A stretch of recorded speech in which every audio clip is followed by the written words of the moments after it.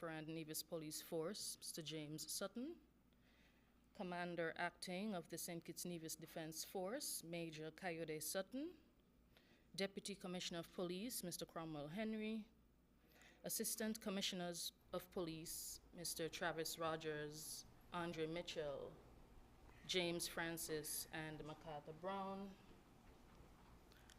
Force Personnel Officer, Ms. Eartha Carey, Forensic Director, Mrs. Latoya Lake Marshall, members of the Media Corps, viewers and listeners via ZIZ's social media platforms, as well as ZIZ television and radio, I bid you all a pleasant afternoon and welcome. Before we get into today's proceedings, I would like to invite our newly minted Force Personnel Officer, Ms. Eartha Carey, to lead us in a word of prayer.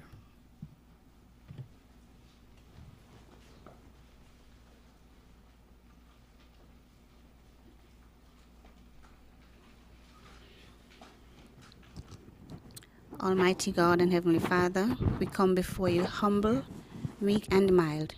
We ask your blessing on today's proceedings, that it will be done in orderly fashion. Dear God, we bring before you members of the High Command, Government of St. Kitts and Nevis. Dear God, continue to provide a way for us that we would reach out and receive information, and in return give it back to the communities, dear God.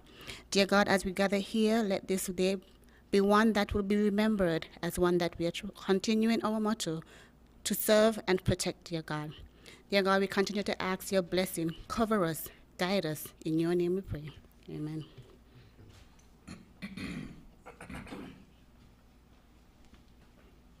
You have our gratitude, Ms. Carey. Welcome once again to the Royal St. Christopher and Nevis Police Forces press conference. Today is August 29th, 2024. At this time, I'd like to invite Commissioner of Police, Mr. James Sutton, to provide all of us with a statement of update on the Royal St. Christopher and Nevis Police Force's activities over the past several weeks. Commissioner?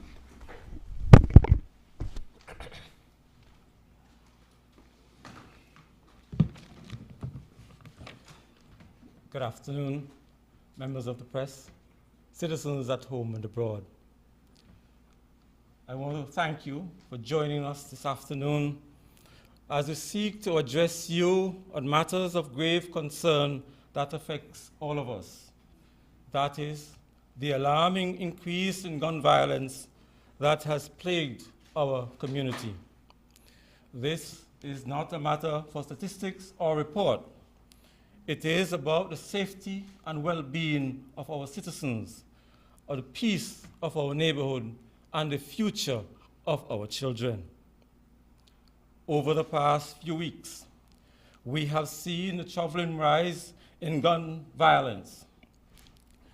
These acts of violence not only claim lives, but have had a serious effect on the sense and the fear on our citizens. We feel your pain and we can see your tears. We will alleviate them.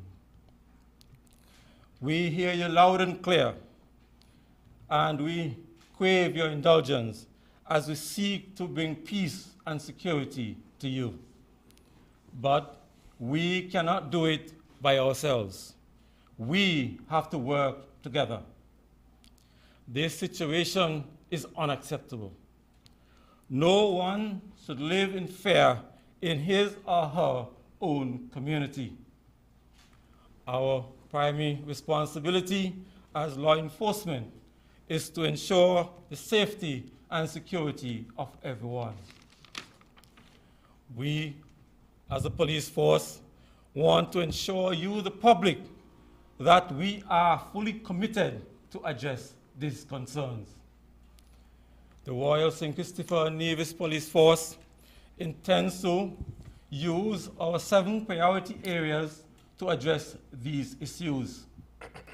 These 7 priority areas are: 1, enhanced crime prevention initiative; 2, community policing; 3, road safety; 4, human resource development; 5, better use of technology; 6, ongoing collaboration with other agencies; and evidence-based policing. On the enhanced crime prevention initiative, we will continue our deployment of our foot and mobile patrols in known hotspots to increase our visibility.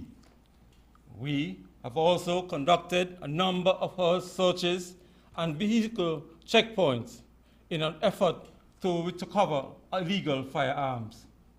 We have received some successes, but there are many firearms out there. What we have realized is that a number of citizens are assisting the known criminals by holding and securing these illegal items. What I can say to you who are assisting these criminals, we are coming for you. As school about to resume in September, we thought it necessary to reinstate all school liaison officers in the various schools. It is important to have positive role model in the schools. Children are our future leaders. We also continue to support neighborhood watches because it's imperative that we know who are traversing in the various neighborhoods. I want to encourage and implore parents to take a more serious responsibility in parenting your children. You are responsible for your children. Know where your children are.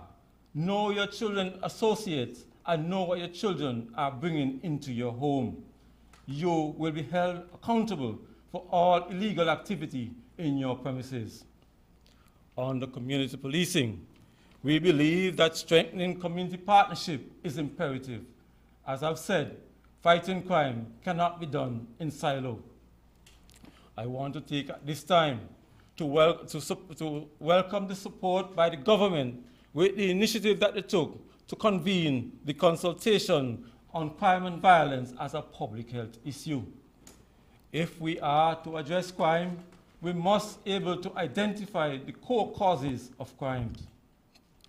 So I'm looking forward to have further consultation on this topic. We will continue to support the mechanism to inform families who have made reports to the police to keep them updated. It is important for the communication lines to be continued to relay information. We also continue to apprise the public with the dissemination of information on things that the police are doing on the various platforms. As we look at road safety, we continue to enhance traffic enforcement regulations. We will apply a zero tolerance to dark tinting. It has caused, we have seen a number of incidents where dark tinting were used to commit crime. It is an offense and we must enforce the law accordingly. We will continue to educate the motoring public on road safety measures. We will intend to introduce a number of measures to reduce speeding, which is a major contributor for accidents. On the human resource development, we will continue to build out the capacity building of the Royal St. Christopher and Nevis Police Force. As things changes, we will have to adapt to some of these changes, but we also will introduce a number of policies of things that are happening around us. For example, we introduced a media policy with regard to the police force and a policy to deal with the smoking of marijuana.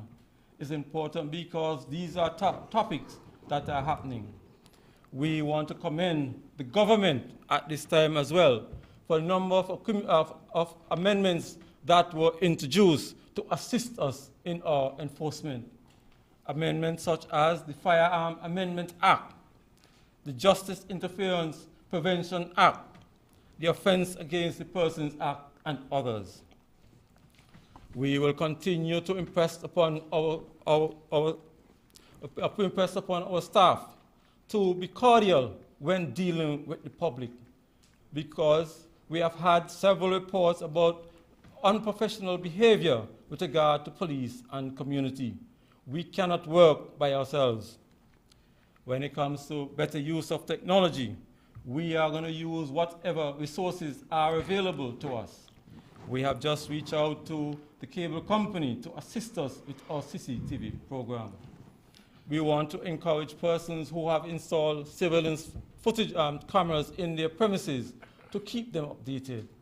Many of the times when we do reach out to persons who have surveillance cameras, the cameras are not working.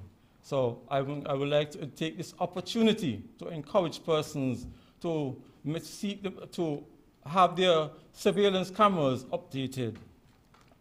With regard to ongoing collaboration with other agencies, we meet on a regular basis with the different agencies, because we have to work collectively if we are to tackle crime. We have reached out to the customs during this meeting and asked them to strengthen the enforcement on things at the border as well as immigration. We have reached out to the prison to increase their security in and around the prison, just to name a few. We have also reached out to other government departments in the removal of abandoned buildings and derelict vehicles. With regard to evidence-based policing, we have been sharing our statistic quite quarterly with the members of the public, because we want to keep the public apprised of what we are doing. We continue to monitor criminals both in our surroundings, because it's important to be proactive in our policing initiative. So at this point, I would stop and seek questions for the head table. Thank you.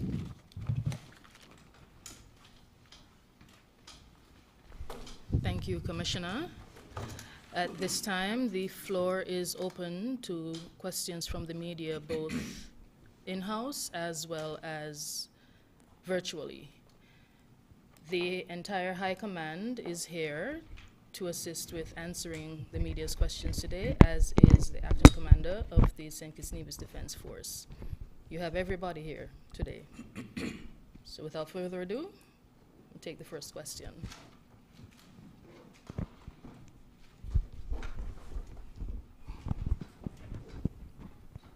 Good afternoon, German Abel, SKN5s. Two questions to start with. Mr. Commissioner, you mentioned the unprofessional conduct of some of the officers. Can you go into a bit more details surrounding what do you guys describe as unprofessional conduct and the level of reports that you would have received? And this comes against the backdrop of public criticism that the police force is not doing enough to rope in some of the conduct of its officers, and also the fact that the public is also complaining that officers themselves, the police force, is not necessarily disciplining the officers, and you guys are not reporting that information to the public. Also, on the same question, there is some concern as well, because the public is very much concerned about the conduct of officers, that trust is lost. The trust has been eroded in the police force because of this quote-unquote, the fact that the police are not necessarily reporting the conduct of officers. How is the police force working to regain this trust in the public? Okay, if I may begin with the first question about how we are dealing with misconduct and professionalism. I think by now the public should be aware that we have a professional standards department, the Office of Professional Standard. And that standard, that unit is specifically, its specific purpose is to hold officers to account for their behavior. We have a disciplinary code, we have the police regulations which sets out the standards, the conduct that is expected of police officers. Whenever police officers operate below those standards and members of the public are aggrieved as a result, they are required to report it, because that is the only way that we will become aware of the behavior. And once a report is made, that report is investigated and the appropriate disciplinary action is taken. All of us here at the head table are trial officers, and we have been trying matters almost on a weekly basis. In fact, I think we have trials scheduled for next week, Wednesday, for sergeants. So from police sergeants go down, they are tried by us at these disciplinary hearings. And once officers are found guilty, the appropriate sentence based on the conduct is meted out. Okay, if you indulge me for a quick follow-up question. In terms of, a quick follow-up on that, in terms of the level of quote-unquote misconduct cases that would have been reported to the police force, let's say for 2023, do you have those statistics here? Unfortunately, I don't have the statistic with me, but I could provide you with those, because we have to keep those statistics. I don't have them with me at this time, so I don't want to quote the wrong figures, but I could promise you if you follow up with me, I could get you those figures. But I could assure you that we do investigate every report that is made, and it is dealt with based on the outcome of the investigation. What we find a lot of times is that persons would make report, but they're not willing to follow through when an investigator approaches them to have a statement, because it's okay to come and say, Officer X do me X, Y, Z, or Officer X did X, Y, Z. But you have to be willing to document that. Put your report in the form of a statement and sign to it. And a lot of times when we ask persons to do that, they're not willing to do that. And we have to be fair to the officers. We cannot just penalize an officer just on the report of a member of the public. It has to be investigated, and they need to have due process. The officer must be given a chance to defend himself against the allegation, just as a criminal is given due process to defend against any allegation of crime against him. Officers must be given the same due process to defend against any allegation of misconduct made against him. He must be given a fair hearing. He must be given a right to have an attorney to represent him, and he must be able to question his accuser. And so we go through a process similar to what happens in the court, and if the officer is found guilty, the appropriate disciplinary sentence is meted out. And building the trust back looking at you. That is one way of building trust. We show the community that we are not sweeping things under the rug. If you complain to us that an officer did you wrong, and it is verified, it is proven, then the officer is dealt with appropriately.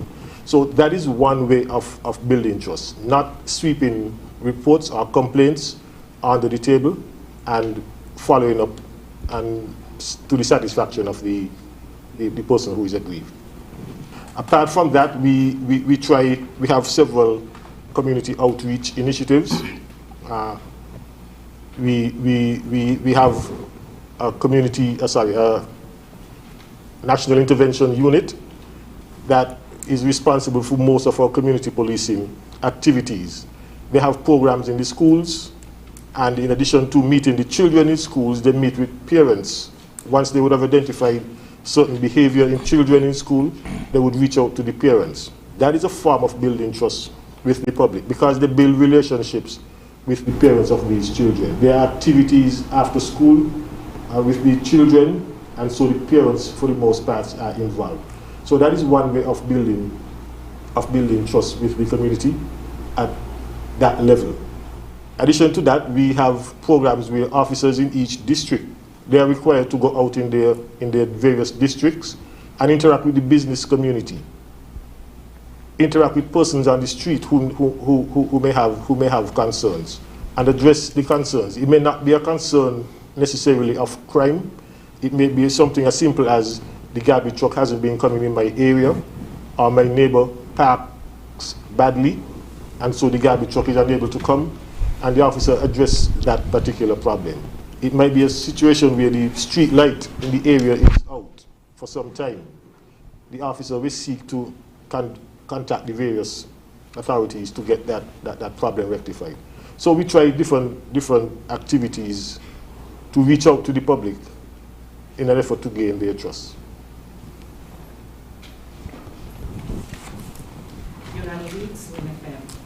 There is a notion in the public that the police doesn't have a continuity plan in terms of all of the efforts of, let's say, for the children. I'm going to use an example. Children, you're saying that they shouldn't be loitering after 10 o'clock. But maybe that is only for now. They will not continue to uphold that. That is what the public is saying about the police. The police will not continue to uphold that. What do you say? What would your response be to something like that? You all do not have a continuity plan. It's only for a while. Okay. I would disagree in that to deal with children, it must be a multiple agency approach. The police are limited just to enforcing the law. And we have to reach out to Ministry of Social Services and the Education Department, because even though the law is there, the law is rigid, but we have to have that empathy in dealing with children. So it'll be, we have to craft out the best way of addressing this concern. As you may be aware, this has been on the books for quite some time, and it was just sleeping. So we just want to, in an effort to address crime holistically, we thought it was necessary to just bring it into the domain of our discussion. But we intend to go further with it with regards to having the Ministry of Education and the Ministry of Social Services involved as well. And just to follow on the Commissioner, as we always say, the issue of crime and addressing crime has to be an all-of-society approach. We have to use the all-of-society approach. And it cannot be just the police there picking up children off the streets. What happened to the parents? What happened to their responsibility to ensure that their children are not on the street? Because if their children are not on the street, then the police would not have to take them off the street. So parents must do their part, the schools must do their part, social services, probation officers, everyone has to do their part. Because if it's left on the police to do everything, we're going to get burned out. It is just not possible for the police to do everything every time. So if the other persons, the other stakeholders involved are not pulling their weight, then the police is going to get burned out, and it will be impossible for us to have the continuity, type of continuity that is needed. So we need to have all the other stakeholders doing their part, and then continuity would be easier. But if everybody else drop off, then the police is going to get burned out, and we're going to appear to drop off also.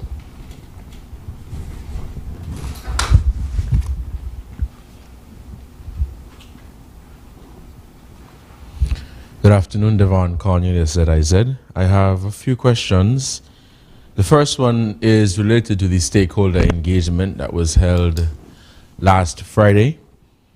What came out of that stakeholder engagement that suggests that we are heading in the right direction in terms of solving crime, particularly gun violence? The other question is, what is the status of the search for Philip Jones, who had been a person of interest, well, listed as a person of interest? And the latest update I saw was August 3rd. And the third question is there any data to support the linkage between white-collar crime and violent crime, in particular gun violence, here in St. Kitts and Nevis? Thank you.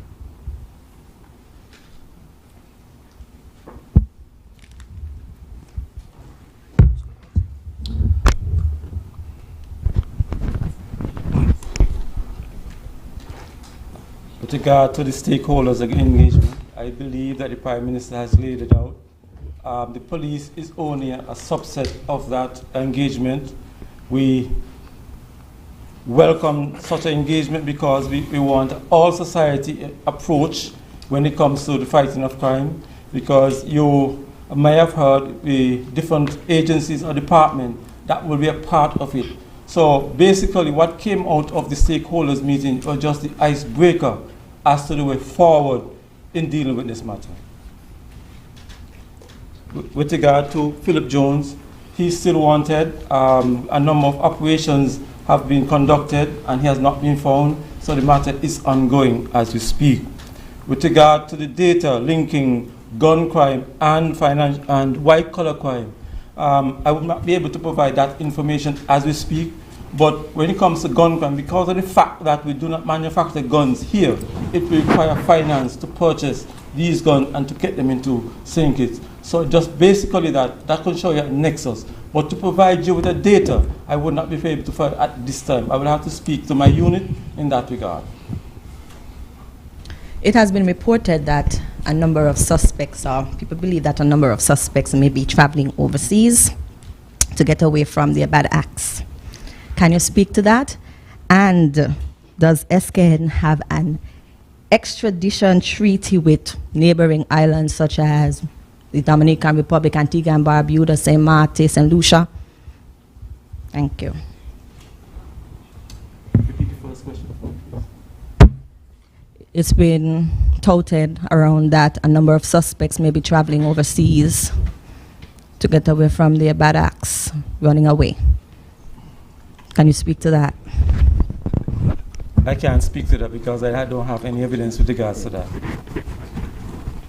So, as I said, a number of it's unconfirmed. Persons are saying that persons are absconding. Persons are absconding to avoid prosecution. We have not had any data with respect to that. But if that is the case, we will have to reach out to our counterparts, because you're going to go, if it's within CARICOM, we have the CARICOM agreement that we can resort to. So we can deal with it from that within CARICOM. But other countries that we do not, for example, Dominican Republic, I can't speak definitively that we have an extradition treaty with them. I will have to follow with the Foreign Affairs in that regard.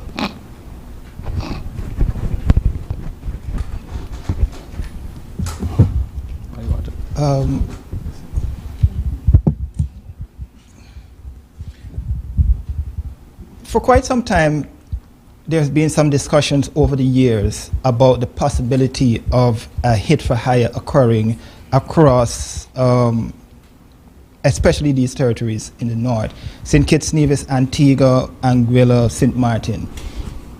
As your investigations continue and as you seek to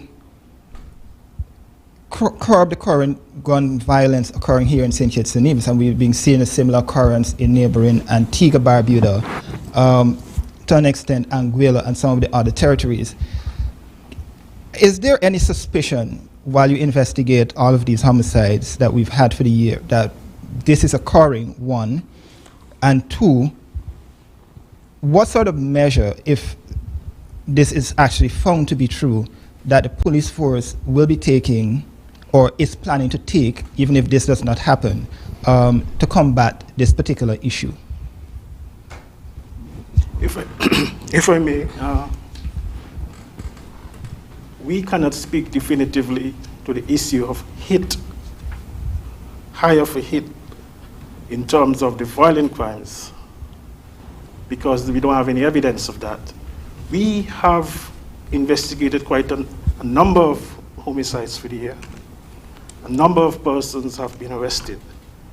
And over the years I've been at the helm, I have not seen any evidence of persons being hired to hit, because the evidence during the investigations come out as to motive, as to the actus reus, the actions, and so forth. But if that were to be the case, then we will have to collaborate with our regional counterparts, which in fact we do, from the level of the Association of Assistant Commissioner of Police. We collaborate at different levels, Caribbean or CARICOM impacts. We collaborate with the RSS and other agencies, UN LIREC. So if that were to be the case, then we will have to increase our collaboration in trying to get to the bottom to get the evidence to support the charge. But as it stands now, I cannot support the notion. There's no evidence to support that notion that there's a hit for hire across the region. Okay, two other questions from me. One, at this juncture, there have been and continue to be some disgruntlement, and this is more to Mr. Sutton there. The Defense Force, that a number of officers within the Defense Force are unhappy, disgruntled in terms of what is transpiring within the ranks there. And many of them are, quote unquote, looking to leave the Defense Force at this juncture where we are critically fighting crime and violence. Now that you are at the helm of the Defense Force, how are you, or what's your plan to deal with this? One, two, remove this disgruntlement and this dissatisfaction within the Defense Force at this time? All right, thank you for the question. Before anything can be done to address your what you allege is going on, situational awareness will have to occur. I mean, we have to do an investigation. You know, the military has systems to take care of its issues. We have to find out from the soldiers what are their concerns, interactions between the junior level leaderships and intermediate level leaderships will have to occur. And they also have routine evaluation processes that take place. And I think those are the processes that will highlight what the issues are that is within the different units.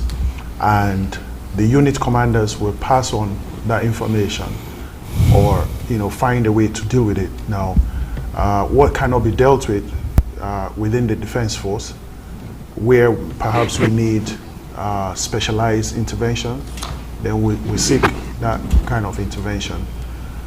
But it's clear that, you know, soldiers and police officers as well are operating under a lot of pressure at this time because of the seriousness of the situation. A lot of rest days are being curtailed, vacations are being curtailed, and so forth. Now, we have to also understand that the soldiers and the police officers are human beings. We have our needs, we have commitments, we have obligations. So these situations tend to put a lot of pressure on the service members, police, soldiers, and you know, that could easily lead to disgruntlement. At this time, we have what is going on, and, you know, the heightened security operations that are taking place now. In another few months, it's Christmas, and that is additional pressure. We have Independence Parade coming up. The National Heroes Day Parade is coming up shortly, and the patrols, the security operations are not stopping, and everything just keeps coming in. So we understand the you know, the environment in which we operate right now. We try very hard to you know, create that, you know, level of, like they say, release the pressure kind of thing. You know, we have you know, sports, and you try to give soldiers time when you can, and also try to improve and increase morale, you know, morale boosting activities and so on. But the situation in the country presently demands that we have all hands on deck. So everything else will be dealt with, you know, in sequence. I don't know if that answers your question. Okay. Okay, now we have a question that was sent in virtually by Glenn Batt from SKN Newsline, and it reads as follows. In relation to the Criminal Investigation Department, are you satisfied that it is appropriately staffed? Are there enough trained detectives in the department to deal with the current case levels? Second question, with regards to witnesses, is there witness protection for St. Kitts Nevis? And how can witnesses feel confident their lives are not at risk?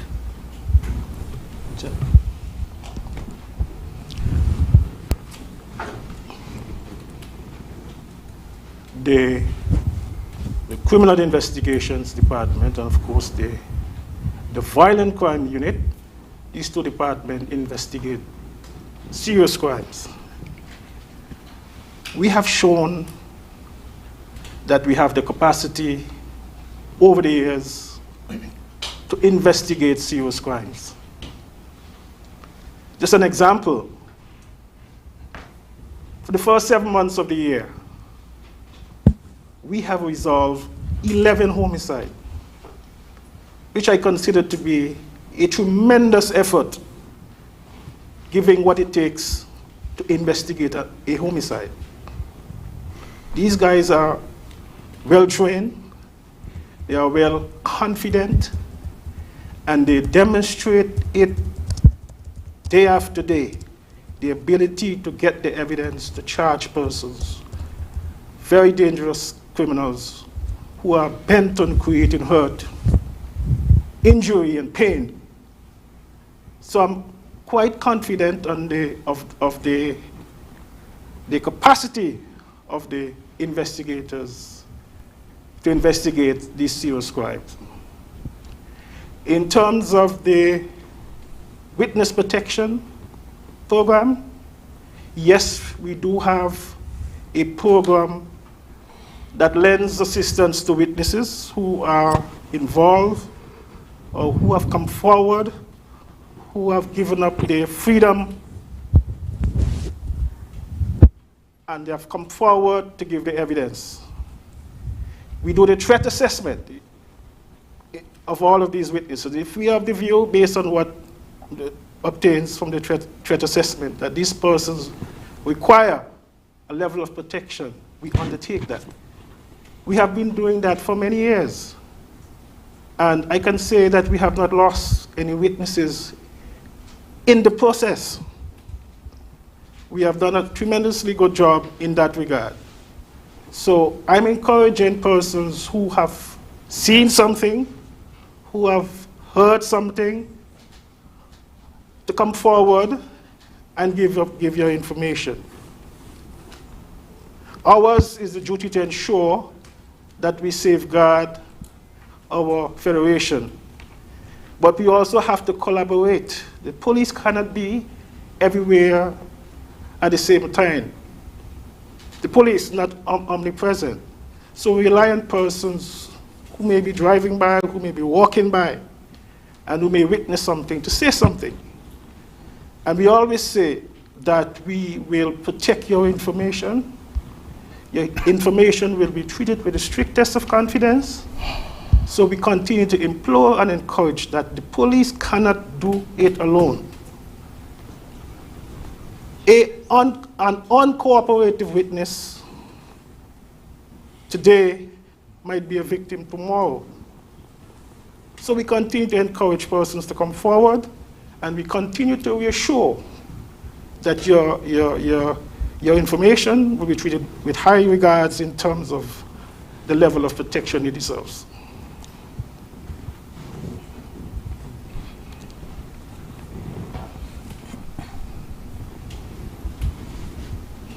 Thank you. Of the 11 homicides that you made mention of that were resolved, for clarity, have they been convicted? Have they been sentenced to prison? No. When I speak of resolution, what I'm referring to is that we have either made arrests, and in the case of 2 of those cases, persons are at large. We speak of Philip Jones, and we speak of Kyron Phillip, who are wanted for 2 homicides that have been committed this year. So those 2 are including in the 11 homicides. And these matters have been resolved as of the end of July. So you see the urgency in which investigators have gone about their business. They have not tired. They have not relent. they have not tired. They have not relented in respect of getting these cases forward. And I must commend them for their efforts. But we continue to work seriously to address the other homicides and the other non-fatal shootings that have occurred during the course of this year. But I have every confidence, and this is a message to the family of who have lost loved ones in the process, that we are committed to ensure that the perpetrators who have committed these crimes are brought to justice. Some time back, mention was made of polygraph testing within the police force. And we understand, well, reports suggest that a particular unit within the force opted not to participate in that testing. Can you speak to that? And is polygraph testing still ongoing? That's one. Two, I want to go back a bit because I realize the focus has been on recent cases. This one is from 2020. What is the status of the investigation into suspected fraudulent payments from the severance payment fund to former members of the Police Cooperative Credit Union? And what is the status of the investigation into the charge laid against Craig Tuckett for, according to police, perverting the course of justice? Thank you.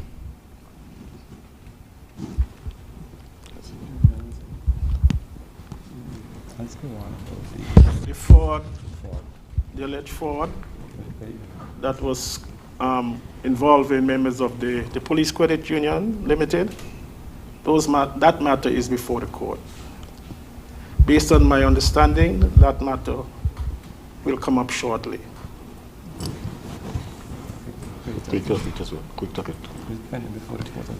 Similarly, the matter with Craig Tuckett, who has been charged for attempt to pervert the course of justice, that matter also is pending before the court.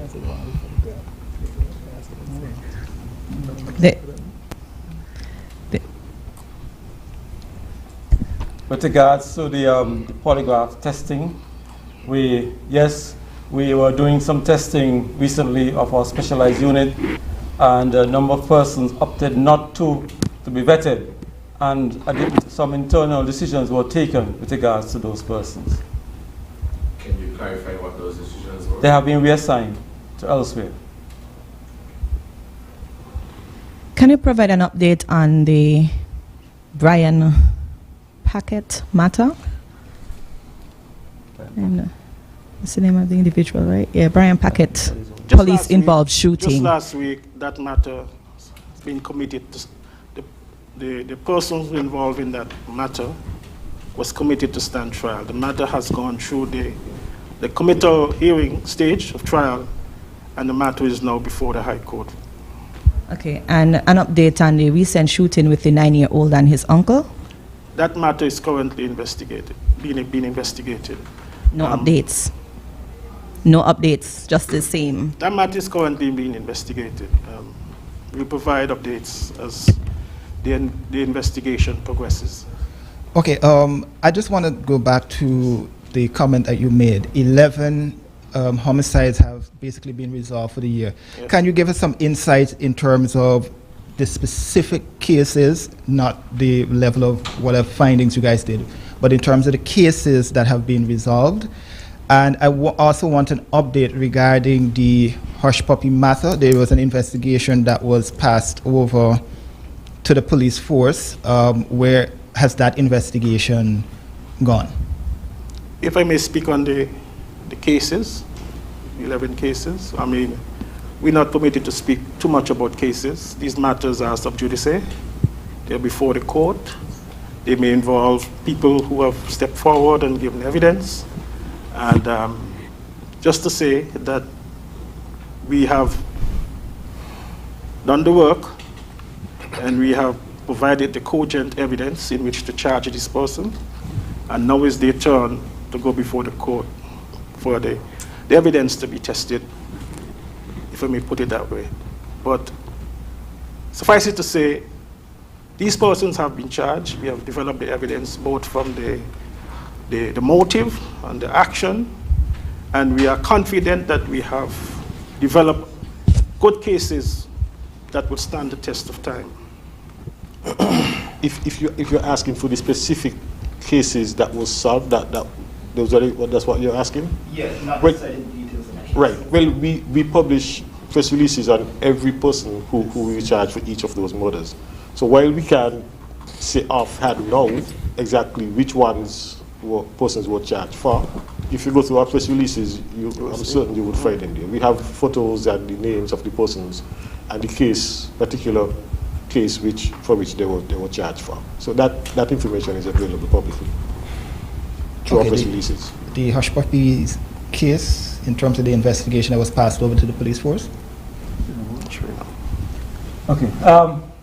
This is a surprising question, of which I will have to speak with the financial section, because when I took over, that file was not handed over to me.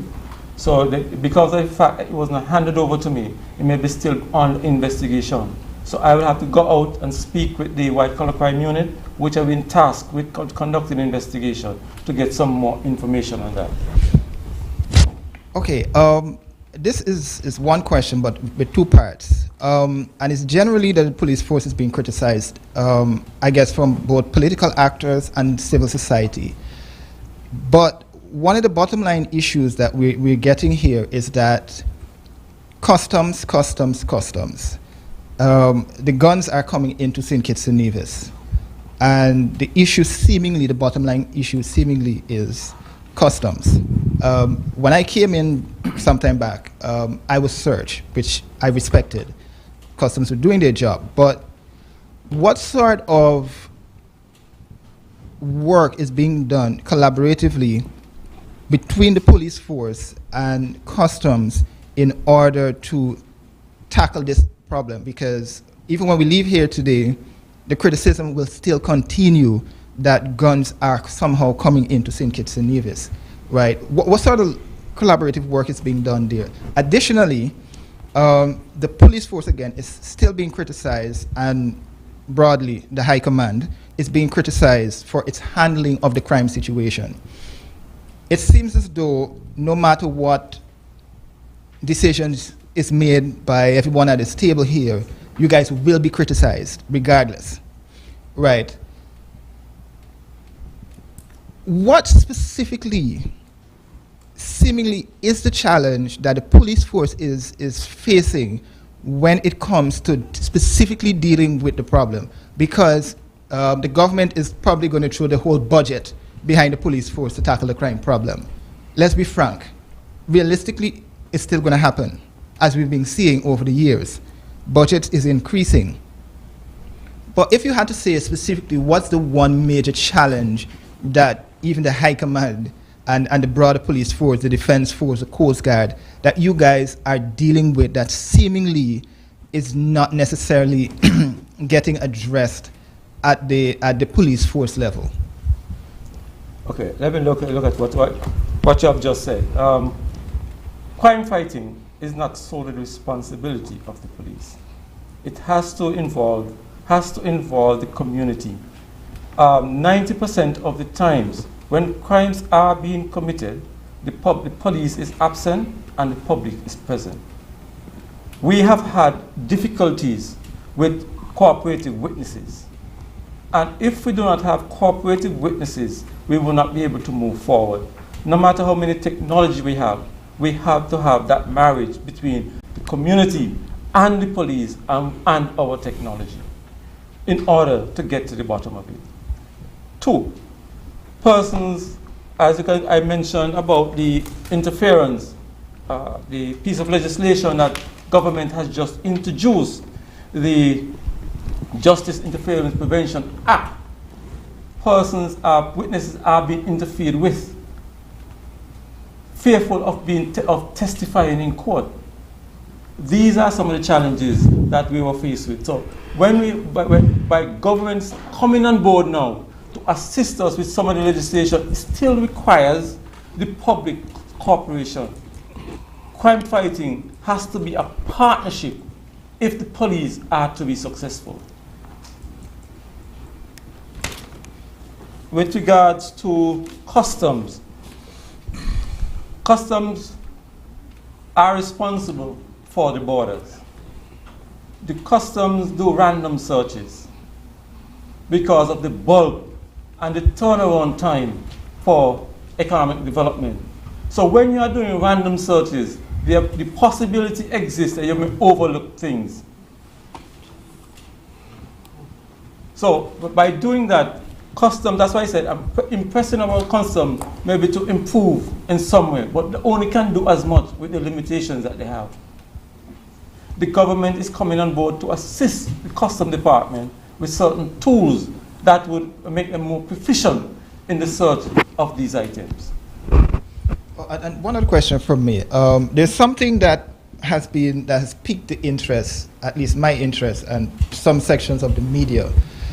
And a number of the press releases that have been issued by the police force indicated that cocaine has been, or white substance suspected to be cocaine, which is suspected to be cocaine, and I suspect it's cocaine, a lot of suspects there. Is that one of the broad issues also facing the police force in your crime fighting strategies? I know a couple of years ago, several years ago, a few ships washed ashore in St. Kitts with cocaine. One was from South, I think it was from St. Vincent, and there was one recently, I think in New Guinea, sometime back. Cocaine was found there. Two questions come to mind. One, are you guys suspecting that, and is the police force suspecting that St. Kitts and Nevis is slowly becoming a transshipment point for cocaine? One, and two, how is this affecting your crime fighting strategy? Okay, good afternoon to the listening public. I am Assistant Commissioner Travis Rogers, responsible for operations, and I'm grateful for your question. Evidence to the contrary, I am not seeing that St. Kitts is slowly becoming a transshipment point at this time. I can only speak from the evidence that is presented. You spoke about that cocaine in New Guinea. Yes, some of the cocaine was delivered. The other portion was destined for other places. What that was delivered, we were able to seize it, and that was supposed to be taken to other places. We were able to seize it. That from St. Vincent, that was not washed ashore. Both was not washed ashore. They were on vessels. One was on a yacht at New Guinea, and the other was on a cargo vessel that brought commodities for St. Kitts. Yes. That cocaine, again, was not destined for St. Kitts. I think you're speaking about the 800 kilos, right? Yes. That was not destined for St. Kitts. It was for onward movements. But because of working closely with other agencies around the region, which is critical and important, we were able to get that necessary information and conduct a search, and we were successful in doing so. What's this impacting your strategy, your crime fighting strategy? Because it's not a transshipment point, I mean, we're hearing that maybe one or two of the murders may be connected with cocaine. We don't have all the evidence that prove that is so, all right? Because the killings are mostly gang-related. So with the absence of that evidence to prove that the cocaine is propelling the violence, I would just keep it at that. But the violent crime unit and our investigative wings are doing the best they can. And if we get any information that the cocaine is forming part and parcel of the murders, then we would pursue in that area. Okay. Thank you. We have another question from Glenn Bart at SKN Newsline. Mr. Bart asks, the issue of trust seems to be a critical concern expressed by many persons. Community policing has been offered as a solution, yet people are concerned about leakage of information from within the force. How is this major concern going to be addressed effectively?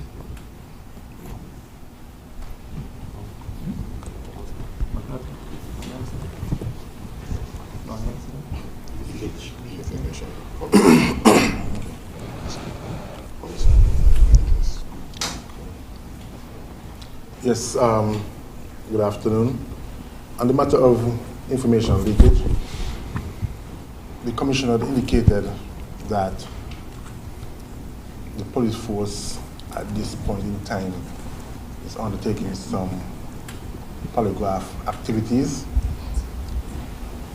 The police force at this time is undertaking some polygraph activities.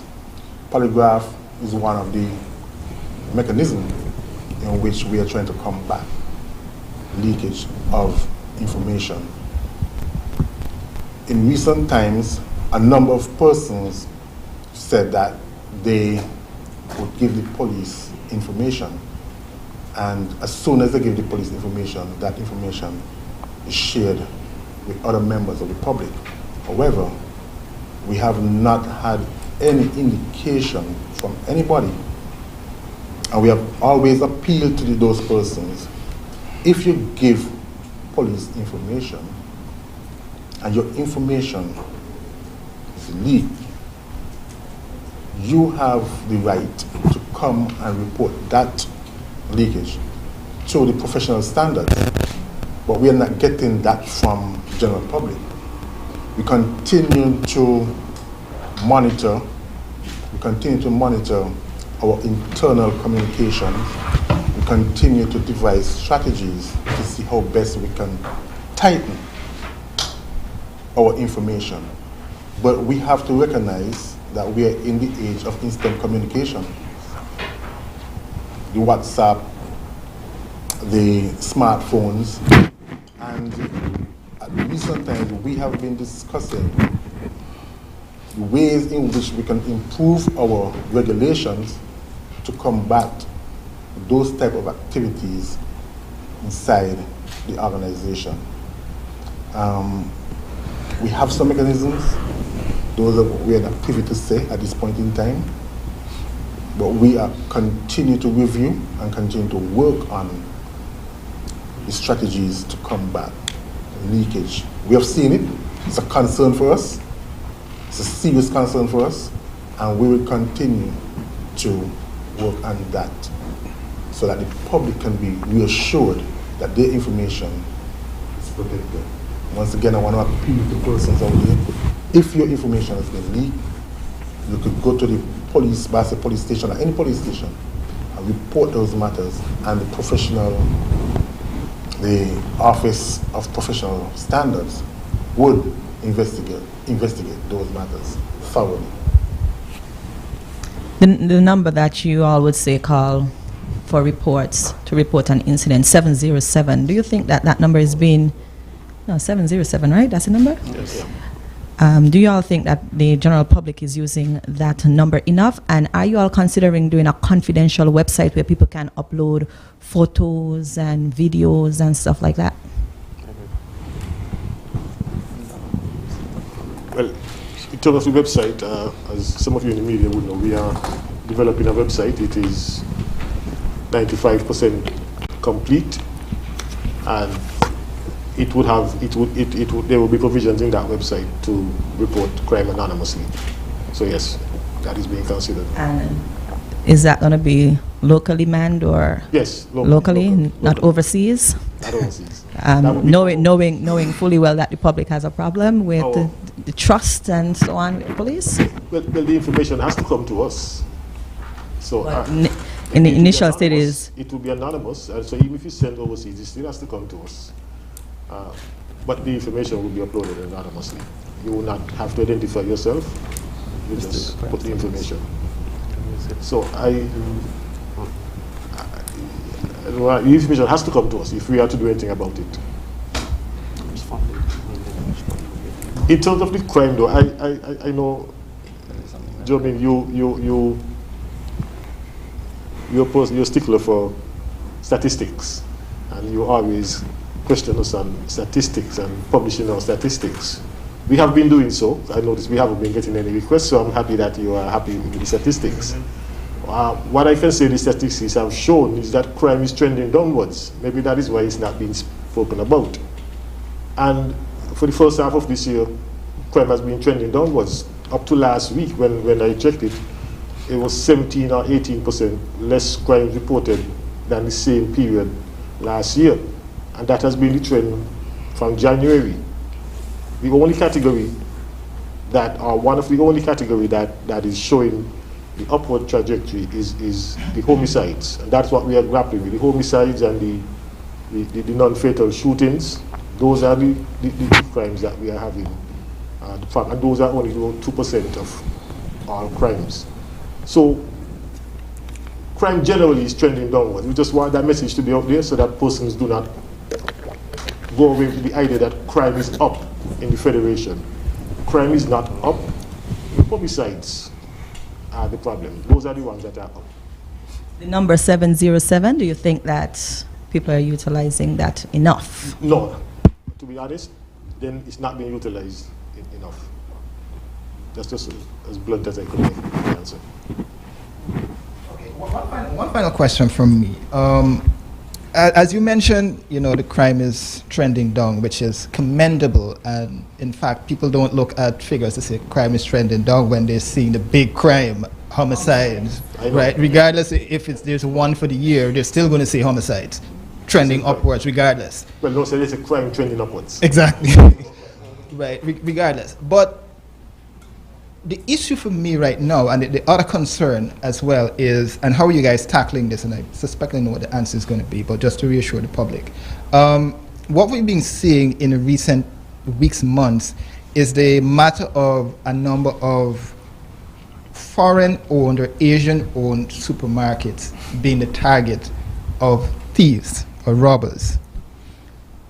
What would you say to that section of the populace or that section of the business community to combat this problem? Again, that's some of the most popular establishments in St. Kitts and Nevis because we know what the environment is like. So what would you say to that section of society? And I don't want to sound like I'm singling out any section of society, but the reality is what it is that they're the ones who are being targeted at this point.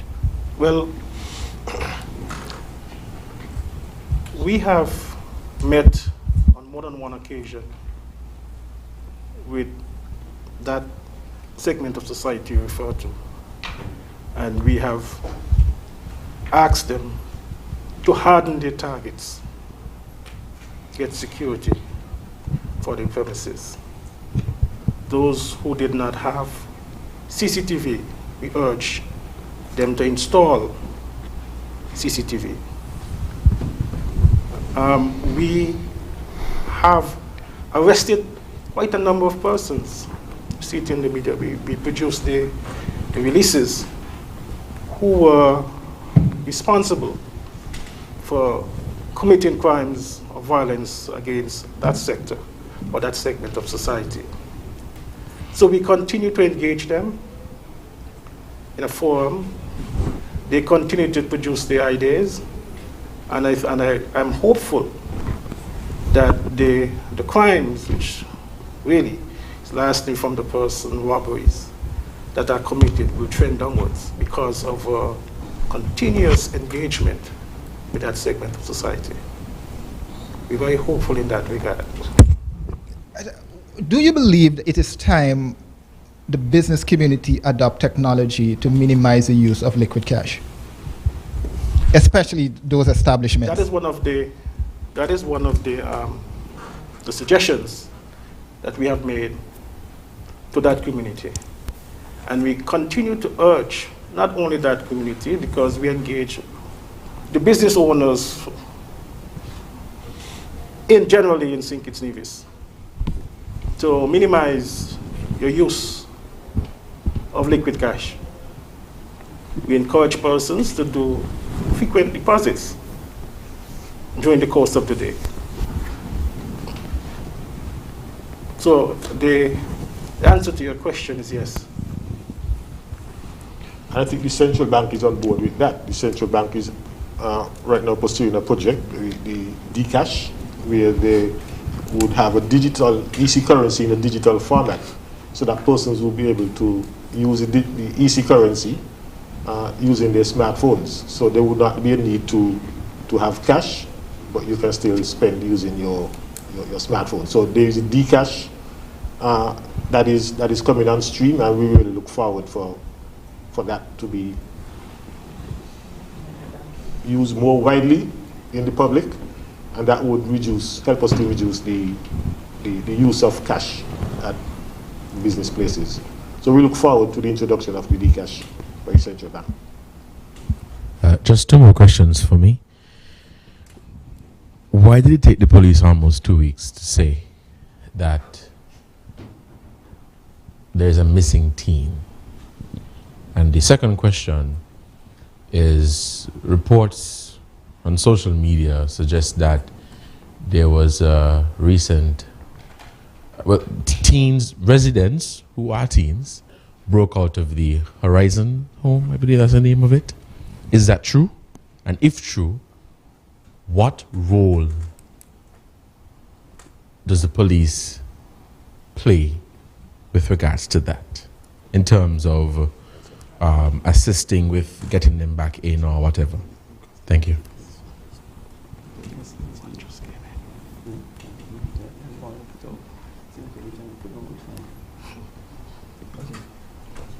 Well, why did it take the police 2 weeks? Well, let's put it this way. These are juveniles, and we are always very protective of juveniles who are in this position, who have run afoul with the law.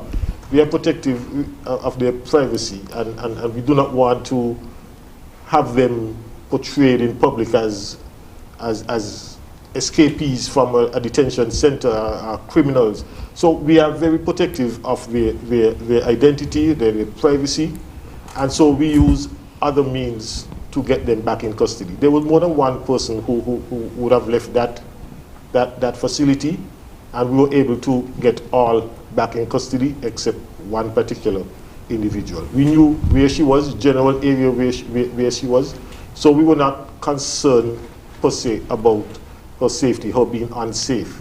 We were just trying to discreetly get her back in custody so that we do not have to let the general public know that she is an inmate or a resident of this facility. Because, again, that is not something that people are proud of, and we want to protect these children's identity so that they don't have that stigma when they come out, or you run away from the children home, you run away from the rehab center. So it was a question of protecting the identity, the privacy of these persons while using more discreet means to get them back. And I'm pleased to say that the last one, the same person that has been reported, as we have found her. She's safe. She was found in Nevis, and we knew that we had that information that she was in Nevis. It was just a question of time, but she's in custody safely now. So there were about 5 of them who had left the facility, and we were able to get all back in custody without any public announcement. So it was not that we were trying to hide it. We were more or less protecting the children. Is there security at that facility? Sorry? You have to bear in mind, when something is placed on the internet, it's there forever. Exactly. And that's something where we are cognizant of. So we had ongoing discussion whether to publish, how to publish the information and things of that nature. Because we are thinking along the line, not for today, because when something has been posted, it's around the world. So every time you type in somebody's name, that all comes up. So those are things that we took into consideration. Right. And it could affect you down the road. You were inmate here. What do you do? So we don't want to spoil their future. We want to keep them as. Is there security at that facility? Private security, public security, or none? There's limited security. That's what all we can say for now. Limited security. The police play a periodic check as well to support that security need. Again, that might be part of the strategy, because we don't want the children to appear to be in a prison. And so they try to make the facility as friendly as possible, not as a high security detention facility for criminals. We don't want the children to feel like criminals. It's a rehabilitation center. We want them to be rehabilitated. They haven't gone there for punishment. The purpose of them being there is rehabilitation, as opposed to prison. You go to prison for punishment. you go to the center for rehabilitation. And so the security is bare minimum that is necessary for their protection, for their safety, without giving the appearance of prisoners in a jail.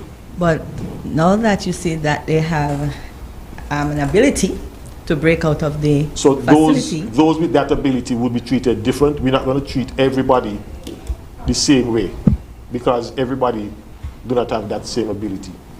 Sorry, but something was a little bit off. If you knew where the young lady was, then why issue a missing person? Exactly where she was. We knew that she was in Nevis, but exactly where was what we were working on. So we did not know that she was in this house.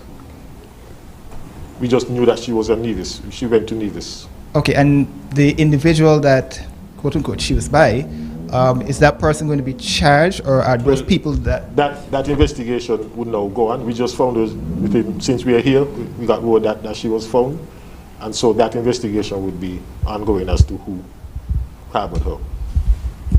Okay, so after that a little bit, police recruiting, the training I heard will be coming up very shortly. Yes, the Prime Minister said that on Fridays, alluded to that on Friday, but I realize that the fire department is occupying this space at the police training school, so how will this work out? What are the plans? Yes, the fire department has been occupying the place for some time on a temporary basis.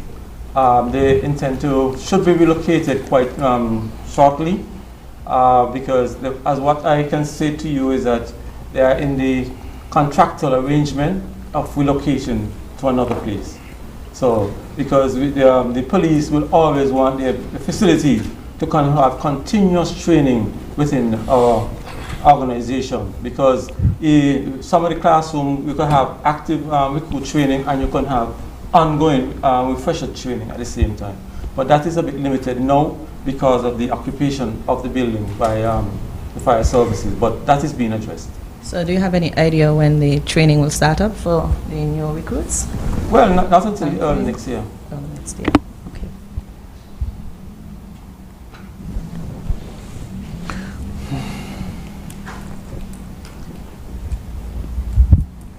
All right, well, thank you so very much to our media. It was quite an engaging press conference today. I'm quite sure that the High Command is also pleased that the media asked them so many questions today. As always, we're very grateful for your continued assistance and collaboration with all our law enforcement efforts, especially when it comes to the dissemination of information. You are absolutely priceless in that regard. At this time, we'd like to bring the press conference for today to a close.